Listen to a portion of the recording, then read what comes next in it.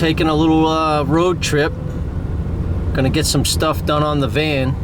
I've been stuck in this traffic for like the last hour.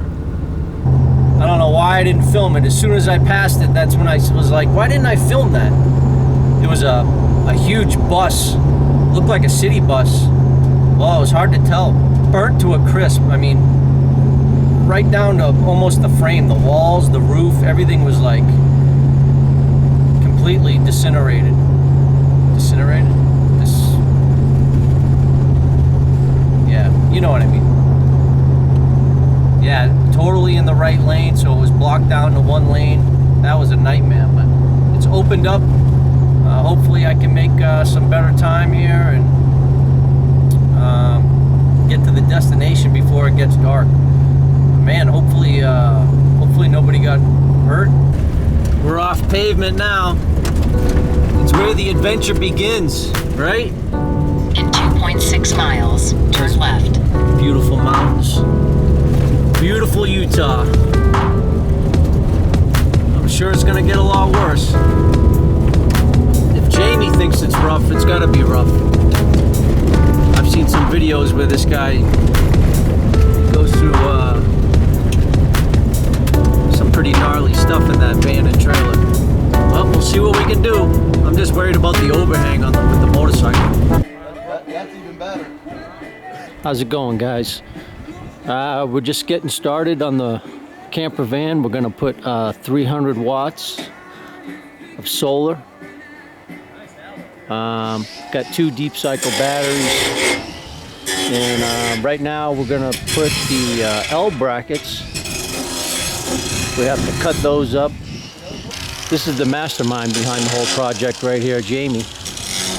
Won't give me too much credit until it's over, but what we're gonna do is we're gonna split all these in half, and then we're gonna take all the shavings off. Larry's set up with his grinding wheel over here to grind off the edges. It just means that it's a metal cutting blade, metal cutting disc. Looks like this, but if you just grab it off the shelf without reading it, it looks just like the ones for masonry. So you want to make sure that it says metal cutting. And this one's metal cutting and it's thin. And the one that Larry has is this same material, but it's thicker. So we're not cutting through it. We're taking all the stuff off. Now you could use this to take all the stuff off, but it's kind of dangerous because it's thin. And if this thing disintegrates while you're spinning it, it could throw some of the material off and it could be bad news. So we're gonna cut these in half and use them as the feet. So that looks like this is just under a foot. So I'm gonna cheat the foot. I'm gonna cheat it a little bit. There's my mark. If I'm a 16th or an 1/8 off and we're just cutting feet for a solar panel, this is an angle grinder. This is a 4.5 amp angle grinder. This is a Ryobi. You could get a Makita, you could get one from Harbor Freight.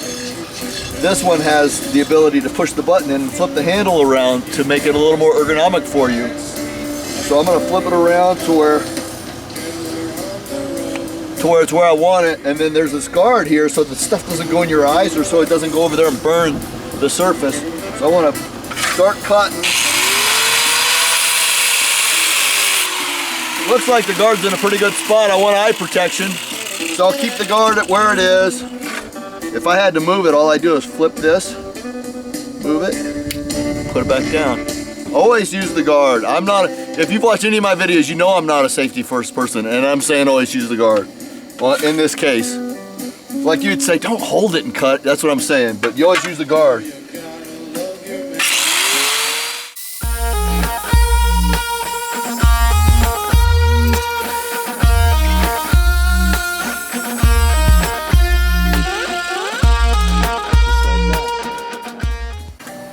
Now we have it.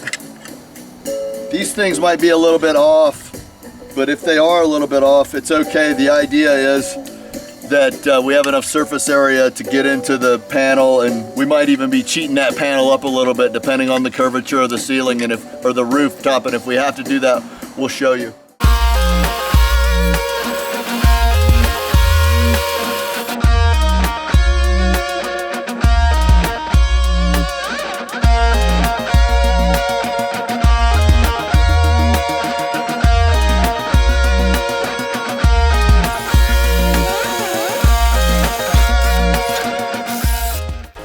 we got the first panel on, setting. Take you up there in a second and show you what that looks like. These are brackets for the second panel. And third. These are all the brackets right here. All right, so I'm not sure how good the light will be here, but here's the first panel that's on the back. We're gonna butt up the other panel back here, right, pretty much up next to it. We have the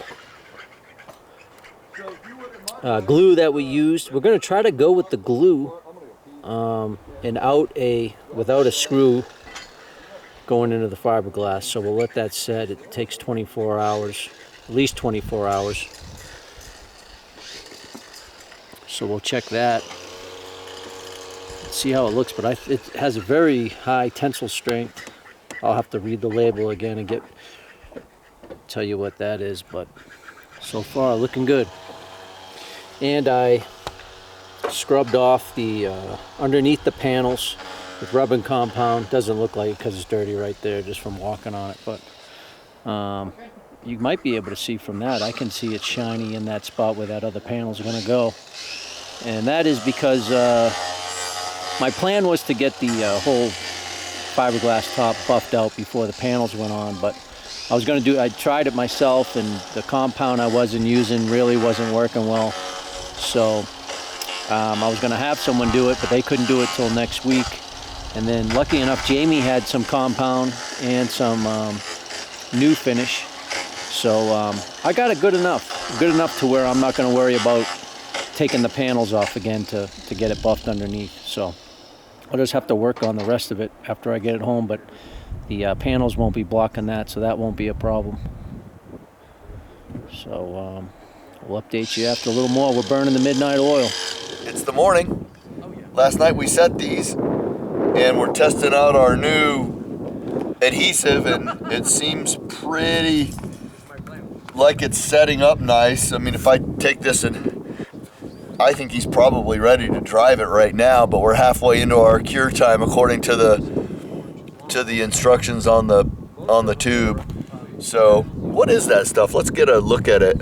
This is called Iron Grip, 100% silicone adhesive. So there's silicone and then there's silicone glue. I've used silicone glue. That's what I have my LED lights on the outside of my rig and stuff, but this is even better. It says sticks where others won't. Aluminum, steel, PVC, glass, concrete, fiberglass, polystyrene, plywood, drywall, ceramic, porcelain, stone, laminate, wood, and MDF.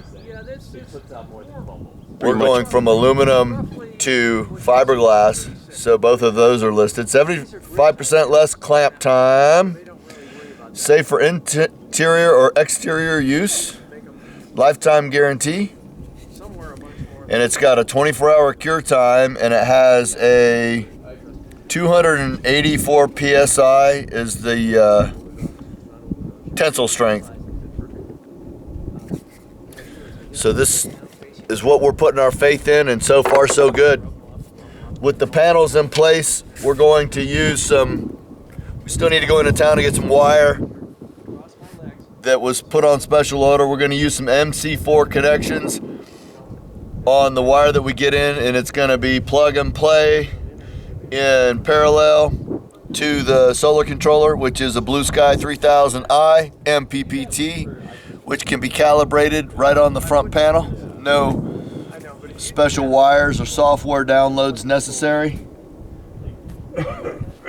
We'll get down into the solar controller today. We'll get down into the battery bank today.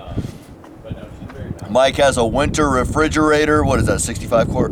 85. 85 quart winter refrigerator that we're going to be powering with his battery bank.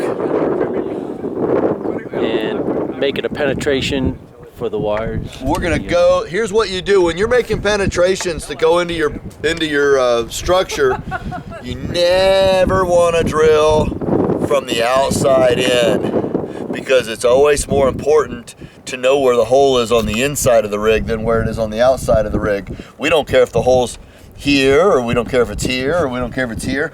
We don't care about that. Where we care about is that it comes in the cabinet. Now, you can do is take a pilot bit. A pilot bit is just a fancy word for exploratory bit or small bit. You can get them about a foot long and just use it as a pilot bit. You go in, you find your hole. In this case, it'll be crowded in his little cabinet to get a pilot bit in. So we're gonna just use a little shorter one as a pilot bit. Drill out where we want. That way we know we're coming in the right spot, so it's behind the cabinet where the solar controller is gonna go. You can drill a small hole from the inside out, and then from a big hole from the outside in. Sometimes when you drill out, you'll blow the back of it out on the outside, and we don't want that, especially if you're using a spade bit or a paddle bit or a wood bit. They'll blow the back end out. So maybe we'll show that. Today he's got 300 watts of solar that are producing power right now, and we're pretty excited about how this is all going to turn out, and we'll show as much as we can to you. And just one additional thing, this was picked up at Home Depot. Home Depot. Should be a standard item on the shelf. Yep.